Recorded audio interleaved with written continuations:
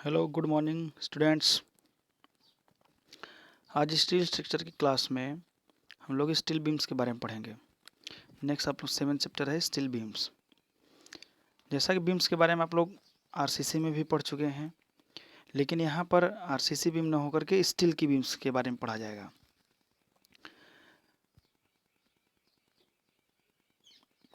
इनका इंट्रोडक्शन देखिए। धरन किसी संरचना का एक महत्वपूर्ण अवयव होता है। धरन जो है किसी भी स्ट्रक्चर का एक महत्वपूर्ण मेंबर होता है। धरन संरचना के अन्य अवयवों, स्लैबों, स्तंभों, दीवारों के माध्यम से जो सुपर स्ट्रक्चर पर लोड आते हैं उनको क्या करता है, सब स्ट्रक्चर यानी फाउंडेशन पर ट्रांसफ़र करने का काम करता है। अतः जो है बीम का अभिकल्पन जो है क्या है, बहुत ही इम्पॉर्टेंट है। यानी जो भी लोड आपके स्लैब पर आएगा, स्तंभ पर आएगा, वो क्या करता है, बीम्स पहले लोड बियर कर लेता है। बीम फिर किसको ट्रांसफ़र करता है, वॉल्स को। वॉल फिर किसको ट्रांसफ़र करता है, फाउंडेशन को। ठीक है, तो ऐसे लोड ट्रांसफ़र के लिए बीम्स का डिज़ाइन बहुत ही इम्पोर्टेंट होता है। देखिए इस पर कौन कौन से टाइप के लोड आते हैं। इन पर लोड आने के लिए इस पर परपेंडिकुलर लोड और आपका इंक्लाइंड लोड भी आता है। ठीक है, जो परपेंडिकुलर लोड होते हैं उन्हें क्या बोलते हैं, ट्रांसवर्स लोड। परपेंडिकुलर लोड को क्या बोलते हैं, यहाँ पर ट्रांसवर्स लोड। ठीक है, बीम क्योंकि आपकी हॉरिजॉन्टल होती है और जो भी लोड आते हैं वो वर्टिकल होते हैं, इसलिए उन्हें क्या बोलते हैं, ट्रांसवर्स लोड हो जाता है वो। अब ये ट्रांसवर्स लोड आपका पॉइंट लोड के रूप में भी आ सकता है और यूडीएल के लोड के रूप में भी आ सकता है, या फिर दोनों का कंबाइंड सिंगल भी हो सकते हैं और दोनों के कॉम्बिनेशन भी हो सकते हैं। ठीक है, यहाँ से आपका आ गया। अब इनके मेथड ऑफ डिजाइन के लिए देखिए क्या किया गया है।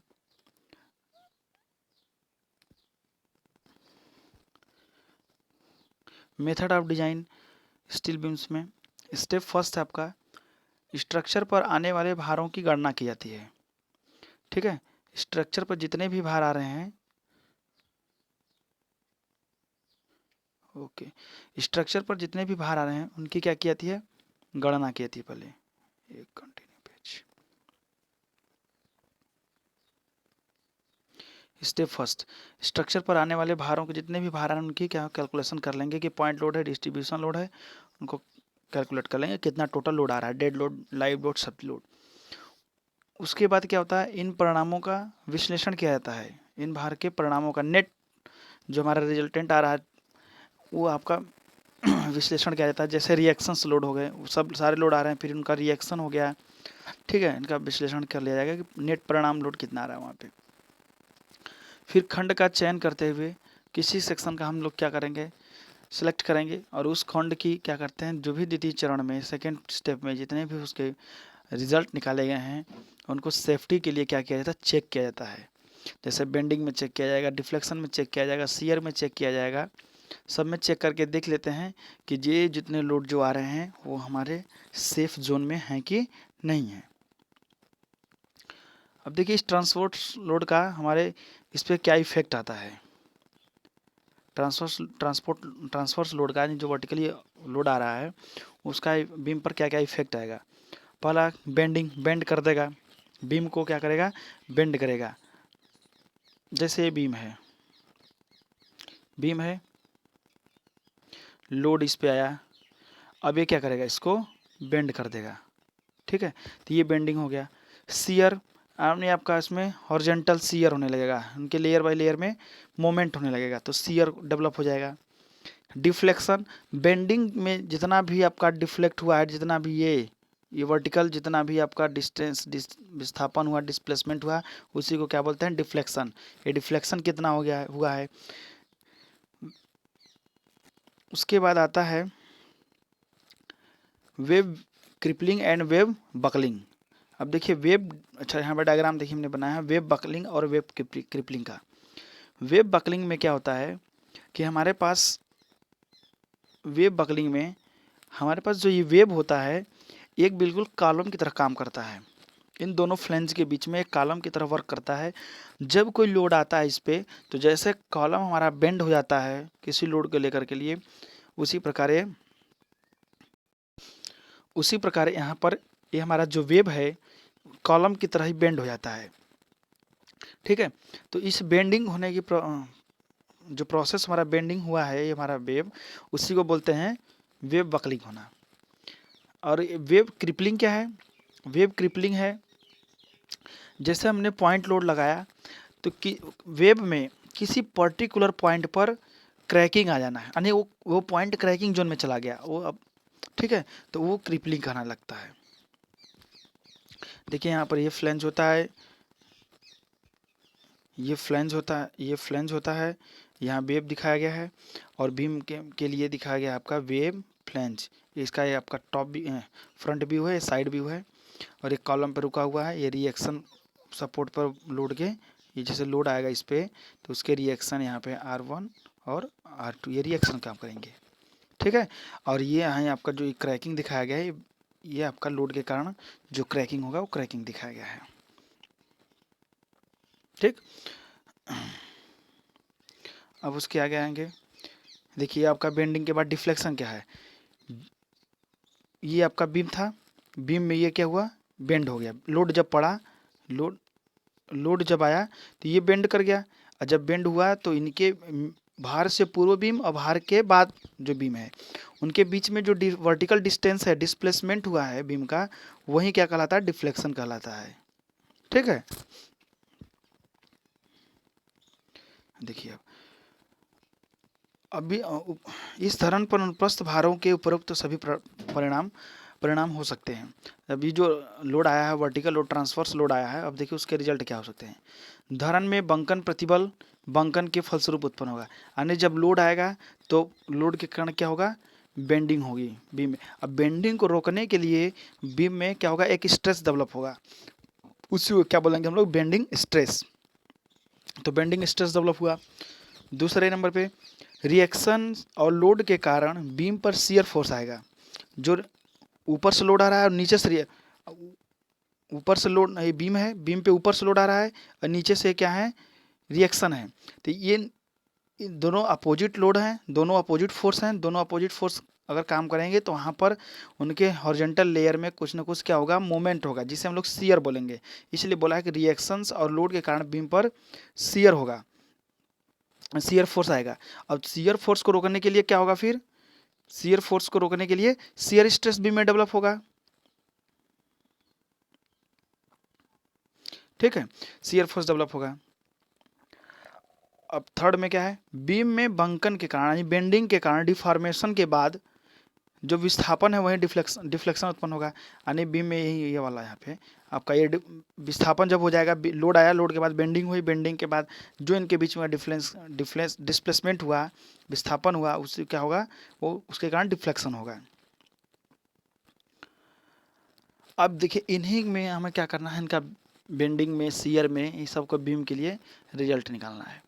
तब फर्स्ट है बेंडिंग इन बीम। बीम में बेंडिंग क्या है, अनुप्रस्थ भार वाले ट्रांसवर्स लोड के फलस्वरूप धरण में बेंडिंग उत्पन्न होता है, जिसके फलस्वरूप बेंडिंग स्ट्रेस डेवलप होगा। यानी बेंडिंग को रोकने के लिए बीम क्या करेगी, बेंडिंग स्ट्रेस डेवलप करेगी। यानी उस बेंडिंग को रोकने के लिए अगर फिर भी लोड हमारा बढ़ता जा रहा है, बेंडिंग होती जा रही है, तो एक समय ऐसा आएगा कि बीम फेल हो जाएगी। क्यों? क्योंकि उसका बेंडिंग स्ट्रेस जो है बेंडिंग लोड से कम पड़ जाएगा। ठीक है, बेंडिंग का जितना स्ट्रेस होगा वो उसका परमिसिबल होगा, उतना ही रोक पाएगी, उससे अधिक नहीं रोक पाएगी। अगर उतना तक हम डिजाइन करते हैं तब तो ठीक है, लेकिन अगर अधिक डिजाइन के बाद भी अगर हम अधिक लोड डालते जा रहे हैं तो बेंडिंग स्ट्रेस जब कम पड़ जाएगा तो बीम क्या करेगी, हमारी फेल हो जाएगी। अब देखिए इसके कुछ एजम्पशंस हैं। एजम्पशंस पहले हम आपको दिखा देते हैं। बीम्स के एजम्पशन मिल जाएंगे आपको यहाँ पे। ठीक है, बेंडिंग सिद्धांत थ्योरी देने से पहले हमने कुछ एजम्पशंस लेने हैं। देखिए एजम्पशंस क्या है। धरण के अनुप्रस्थ काट जो बंकन के पूर्व समतल होते हैं, बंकन के बाद भी समतल रहेंगे। यानी आपका ट्रांसवर्स काट वर्टिकली अगर कट किया जाएगा तो बेंड होने के बाद भी अगर उनको काटा जाए तो वो आपका समतल ही मिले, प्लेन हो। सेकंड है धरण का पूर्णतः एक रूप यानी होमोजेनियस मटेरियल होना चाहिए, और इलास्टिसिटी सभी दिशाओं में समान होनी चाहिए। ऐसा नहीं कि आपका वेब में इलास्टिसिटी है, वेब वाला अपना लोड हटते ही अपने पूर्व स्थिति में आ गया लेकिन फ्लेंज आ ही नहीं रहा है। ठीक है, तो पूरा धरण का जो मटेरियल होना चाहिए वो होमोजीनियस होना चाहिए और इलास्टिसिटी सभी डायरेक्शन में समान होना चाहिए। थर्ड एजम्पशन है प्रतिबल प्रत्यास्था सीमा से अधिक नहीं होना चाहिए। स्ट्रेस जो है इलास्टिक लिमिट से अधिक नहीं होना चाहिए। नेक्स्ट फोर्थ है प्रत्येक परत या लेयर प्रसारण अथवा अंकुचन के लिए उसकी ऊपरी अथवा निचली परत या स्तर से मुक्त होगी। यानी आपका अगर लेयर में कुछ अपना बढ़ घट रहा है तो उसका ऊपरी निचली परत जो है मुक्त होगी, यानी ऊपरी परत में अगर कुछ डिफरेंस आ रहा है तो ऊपरी परत में आएगा, निचले परत में नहीं आएगा। त्वरण व संपीड़न में प्रत्यास्था मापांक का मान सामान्य रहेगा। Modulus of elasticity E constant होगा। ठीक है, अब देखिए बेंडिंग इक्वेशन आपको हम लोग को जैसे पता है M/I is equal to F/Y is equal to E/R।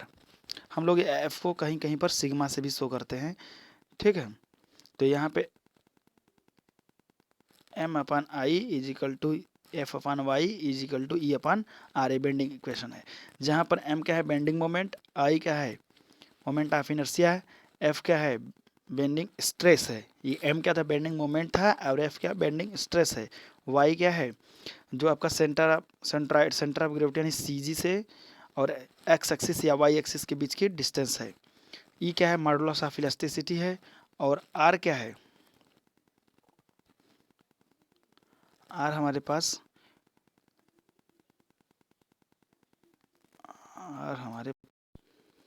जहां आर क्या है रेडियस ऑफ कर्वेचर है। ठीक है, अब उसके बाद एक सेकंड रुक जाइए। देखिए जेड इजिकल टू I/Y होता है, तो जेड को क्या बोलते हैं सेक्शन मॉडुलस परिच्छेद मापांक।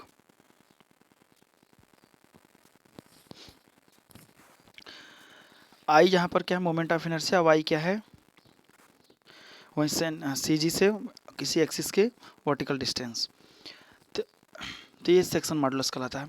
और एफ मैक्स क्या है मैक्सिमम बेंडिंग स्ट्रेस, और एम क्या है maximum bending moment. Sigma BC का नोटेशन है permissible bending stress in compression, और सिग्मा BT है permissible bending stress in tension. तो यहाँ से हमारे पास आएगा formula M/I is equal to F/Y is equal to sigma E/R होता है, E/R को भी छोड़ दिया। M is equal to I/Y into F। ठीक है, यहाँ पे ठीक है I/Y इंटू F, और I/Y क्या होता है Z होता है। अब Z यहाँ मल्टीपल में आएगा, यहाँ पे हमने बताया, और Z मल्टीप्लाई में होगा तो यहाँ M के नीचे डिवाइड हो जाएगा, तो F मैक्सिमम क्या हो जाएगा M/Z हो जाएगा। ठीक, तो फॉर सेफ्टी के अच्छा F मैक्सिमम की वैल्यू क्या होगी M/Z, और सेफ्टी के लिए F मैक्सिमम की जो वैल्यू होनी चाहिए सिग्मा BC या सिग्मा BT से कम होनी चाहिए। जो भी हमारे न्यूमेरिकल से F मैक्सिमम की वैल्यू आएगी वो सिग्मा BC या सिग्मा B कम होनी चाहिए। अब सिग्मा BC और सिग्मा BT की वैल्यू क्या होगी, इस सिग्मा BC या sigma BT is equal to 0.66 FY, यानी पूरे जो हमारे पास यील्ड स्ट्रेस है उसका 0.66 होना चाहिए। FY यील्ड स्ट्रेस FY की वैल्यू होती है 250 न्यूटन पर mm², तो सिग्मा BC या सिग्मा BT की वैल्यू कितनी हो जाएगी 165 न्यूटन पर mm²। ये तो रही बात बेंडिंग की, बेंडिंग मोमेंट निकालने की या बेंडिंग स्ट्रेस निकालने की। अब आता है शियर इन बीम। शियर कैसे निकालेंगे, अनुप्रस्थ भार एवं रिएक्शंस के फलस्वरूप धरण खंड को अपरूपण बल का प्रतिरोध करना पड़ता है, क्योंकि रिएक्शन और क्या करते हैं कि जो लोड आ रहा है उसी के लिए हमारे पास शियर डेवलप होगा, और बीम को शियर को रोकने के लिए शियर स्ट्रेस डेवलप करना पड़ेगा अपने अंदर। तो कैसे होगा IS 1984 के अनुसार मैक्सिमम परमिसिबल शियर स्ट्रेस दिया इसने tau max is equal to 0.45 FY। ठीक है, अब FY की वैल्यू ये क्या है यील्ड स्ट्रेस है 250 न्यूटन पर mm²।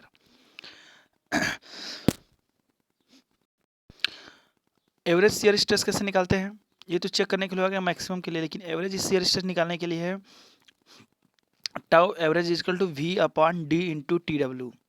We upon D into T W. वी क्या है? मैक्सिमम शियर फोर्स, कितना हमारे पास शियर फोर्स आ रहा है। डी क्या? डेप्थ ऑफ बीम, बीम का डेप्थ कितना है। T W width of web, web का विड्थ कितना है। डिफ्लेक्शन चेक करने के लिए, deflection in beam, deflection is less than span upon 325। जो डिफ्लेक्शन है स्पान अपॉन 325 से कम होना चाहिए। इफेक्टिव स्पान क्या होता है? Clear span plus 2 into support thickness by 2। दोनों साइड सपोर्ट होंगे तो आधा आधा दोनों सेंटर टू सेंटर डिस्टेंस लेते हैं। जैसे यहाँ पे देखिए ये बीम है, ये सपोर्ट है यहाँ भी और यहाँ भी तो इनका सेंटर यहाँ पे, इसका सेंटर यहाँ पे। क्लियर स्पान ये जो किनारे ये दिख रहा है ये क्लियर स्पान है, और इफेक्टिव स्पान यहाँ से लेकर के ये यहाँ तक आएगा। तो ये अगर क्लियर स्पान में हाफ इधर से हाफ इधर से जोड़ देंगे तो एक स्तंभ की चौड़ाई मोटा जुड़ जाएगी। तो इसलिए वहाँ पे क्या लिखा है? Clear span plus 2 into support thickness by 2। Support thickness का बाई 2 किया इंटू 2 कर दिया तो दोनों साइड जुड़ जाएंगे। ठीक बात है।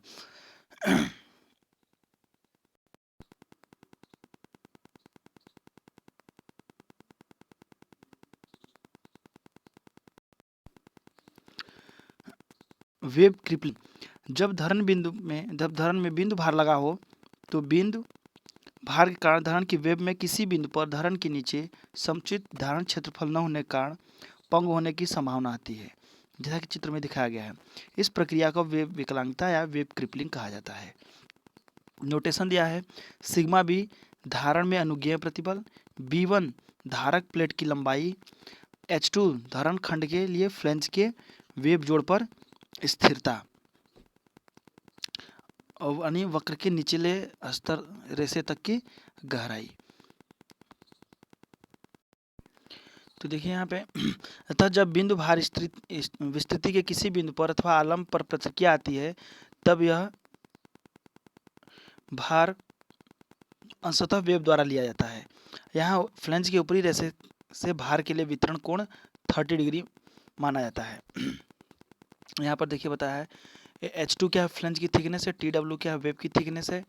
यहाँ पर धारक प्लेट यहाँ पे B1 देखिए थिकनेस दिखाया, ठीक, और उसके बाद ये B1 दिखाया यहाँ पे, इसका एंगल जहाँ डिफ्लेक्शन क्या है वहाँ तक x और x, तो यहाँ पर टोटल B क्या हो जाएगा?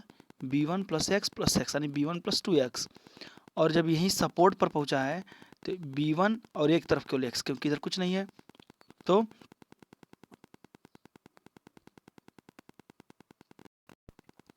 B1 प्लस x हो गया। तो यहाँ पे देखिए x by H2 is equal to cot 30 degree, तो x is equal to H2 cot 30 यानी H2 रूट 3। तो बिंदु भार के लिए नीचे, बिंदु भार के नीचे जो है B कितना हो जाएगा? B1 प्लस 2 H2 रूट 3, क्योंकि दोनों साइड x और x जुड़ा है। यहाँ पर दोनों साइड x और x, दोनों साइड यहाँ पे देखिए दोनों साइड x जुड़े हैं, यहाँ भी x जुड़ा है और यहाँ भी x जुड़ा है, इसलिए B is equal to B1 plus 2H2 root 3। और आलम्ब पर सपोर्ट पर केवल सिर्फ एक जगह x है, तो इसलिए B is equal to B1 plus H2 root 3, ये हो गया।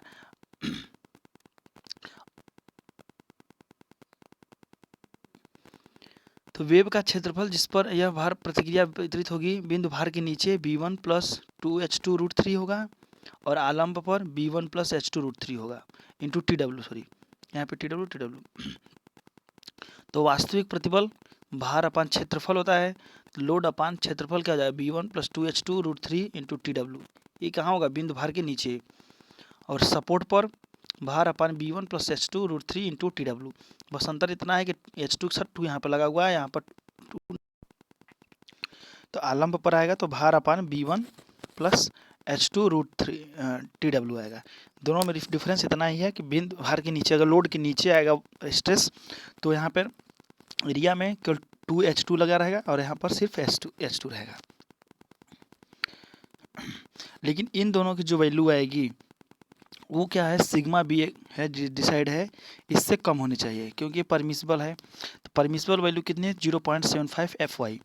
इनको चेक कर लेना है कि इससे ये कम होने चाहिए, ज़्यादा नहीं होने चाहिए। ठीक है, अब आते हैं वेव बकलिंग पे। वेव बकलिंग धरण के किसी बिंदु पर आने वाले संकेंद्रीय भार तथा आलम प्रतिक्रिया रिएक्शन, यह दोनों अंततः वेव द्वारा वहन किए जाते हैं। यह संकेंद्रीय भार के नीचे तथा आलम प्रतिक्रिया के ऊपर एक स्तंभ की तरह कार्य करती है। कौन, वेव। वेव जो है एक कॉलम की तरह वर्क करती है यहाँ पे। अतः वेव की भार क्षमता एक स्तंभ के अनुसार अध्याय 6 में दी गई तालिका 6.3 में अंकित अनुज्ञेय अच्छे संपीड़न प्रतिबलों के आधार पर ज्ञात की जाएगी। भारतीय मानक IS 800-1984 के धारा 6.75 के अनुसार जब वेव के लिए कोई दृढ़कारी व्यवस्था न दी गई हो तब संकेंद्रीय भार अथवा प्रतिक्रिया निम्न में से अधिक नहीं होने चाहिए। कितना, sigma AC into TW into B. Sigma AC की वैल्यू क्या है, D1/TW इंटू √3 तनुतानुपात के लिए। TW वेव की मोटाई, B क्या है, लंबाई जो निम्नवत ज्ञात की जाएगी। B कैसे ज्ञात की जाएगी, D1 क्या है, वेव की शुद्ध गहराई। धारक के दृढ़ भाग की लंबाई प्लस भार के नीचे अथवा आलम पर प्रतिक्रिया के ऊपर वितरण 45 डिग्री लेते हुए उदासीन अक्ष तक आने वाली अतिरिक्त लंबाई। D1 क्या है, D-2H2। ठीक है, D और H2 है। तनुतानुपात क्या होता है, D1/TW इंटू √3। तो D1 की वैल्यू D1-2H2 अपन TW इंटू √3। जब वास्तविक भार, बिंदु भार अथवा प्रतिक्रिया उपरोक्त भार क्षमता sigma AC into TW into B से अधिक हो तब दृढ़कारी व्यवस्था की जानी चाहिए। हमें वास्तविक भार अथवा प्रतिक्रिया जो भी निकालेंगे, अगर उनकी से भार क्षमता जो है sigma AC into TW into B से अधिक होगी तब स्टिफनिंग अरेंजमेंट की जाएगी, अदरवाइज नहीं की जाएगी। ठीक है, तो हमें चेक कर लेना है sigma AC into TW into B को निकाल करके। ओके, तो ये रही आपकी कॉन्सेप्ट की बात।